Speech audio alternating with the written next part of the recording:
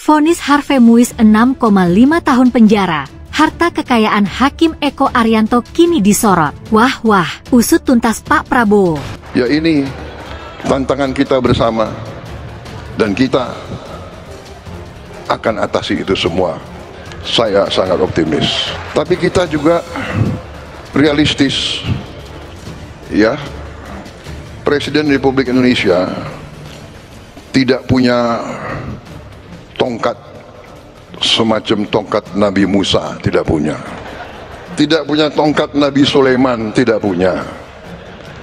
Tapi percayalah, kalau kita beritikat baik, kalau kita bertekad untuk berbuat baik,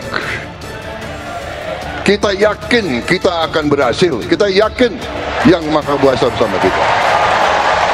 Bukan saya maafkan koruptor, tidak. Harvey Muiz dengan korupsinya yang berjamaah ini betul-betul merugikan keuangan negara, bukan perekonomian negara, tapi keuangan negara sebanyak 300 triliun. Dan itu yang harus dibuat di dalam memori banding. Karena yang kemarin seperti kita katakan rasanya tidak adil. Memang kita tidak boleh mengintervensi hakim. Betul. Hakim itu independen dan boleh punya keyakinan untuk memutus. Tapi supaya diingat bahwa orang yang dipuji-puji seperti yang kasus Tanur di Surabaya itu kan ternyata dia korupsi, ternyata menerima suap dan ditangkap. Nah, itu sebab itu bagi saya harapan bisa diberikan ke Pengadilan Tinggi dan Mahkamah Agung supaya betul-betul menyentuh rasa keadilan. Jangan menyakiti hati masyarakat dengan korupsi yang begitu besar, lalu hakimnya juga hanya tertawa-tertawa ketika Harvey Muiz divonis lalu saling berpelukan. Hakimnya hanya tertawa-tertawa, tidak menunjukkan rasa simpati kepada rakyat. Nah, itu sungguh tidak etis sama sekali. Kalau pemimpin sudah seperti singa, menteri sudah seperti serigala, wa qudatuhum kal kilab, akan muncullah para penegak hukum yang mentalnya seperti anjing. Penegak hukum yang mentalnya seperti anjing itu, anjing, saudara lihat, anjing akan setia kepada siapa saja yang memberinya daging. Kalau dia disuruh jaga rumah, dia tidak bisa membedakan mana yang maling, mana yang tamu. Biar yang datang tamu, kalau nggak bawa apa-apa, pasti digonggong. Sosok Hakim Eko Arianto kini tengah menjadi sorotan usai putusannya yang dinilai memberi hukuman ringan terhadap terdakwa kasus korupsi timah Harvey Muiz. Tak hanya itu, Hakim Eko Arianto juga menjatuhkan vonis denda 1 miliar rupiah dan diwajibkan membayar uang pengganti 210 miliar rupiah.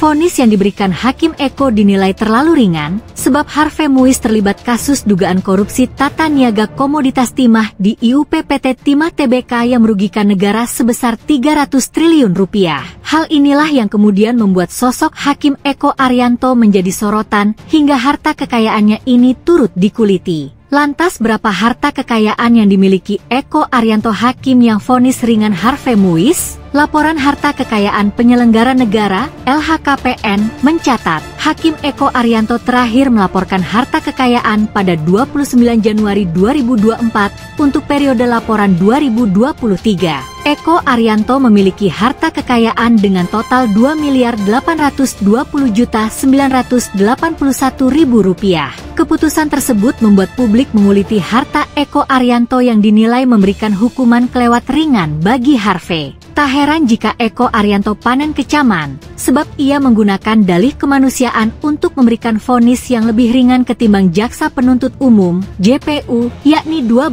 tahun penjara. Mantan Menteri Koordinator Bidang Politik, Hukum, dan Keamanan, Menko Polhukam, Mahfud MD bahkan sampai turun gunung menyuarakan kekesalannya terhadap Eko Arianto. Di mana keadilan? Selain hukuman penjaranya ringan, yang menyesakan adalah dari dakwaan merugikan keuangan negara 300 triliun tapi jatuh vonisnya hanya 211 miliar, atau sekitar 0,007% saja dari dakwaan kerugian keuangan negara. Bagaimana ini? Keluh Mahfud MD lewat akun Instagram pribadinya.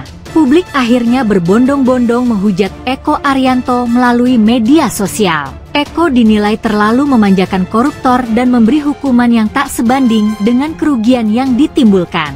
Hakim manjakan koruptor, keluh seorang warganet. Selain menghujat, publik juga menggali informasi terkait harta kekayaan Eko Arianto. Jumlah harta kekayaan Eko Arianto bisa diakses publik melalui kanal aplikasi elektronik Laporan Harta Kekayaan Penyelenggara Negara (LHKPN). Kala memeriksa nominal harta kekayaan, tak ada yang janggal. Sebab ia melaporkan total harta kekayaan senilai Rp2.820.981.000 atau 2,8 miliar rupiah, yakni sebuah angka yang terbilang wajar bagi seorang hakim sekelas Eko Arianto. Hakim berpangkat golongan 4D yang sempat menjabat Ketua Pengadilan Negeri Tulungagung ini punya harta kekayaan dalam berbagai bentuk, seperti salah satunya sederet petak tanah dan bangunan dengan total nilai 1,35 miliar rupiah. Ia juga menyimpan 5 unit kendaraan dengan total nilai 910 juta rupiah. Tak cukup di situ,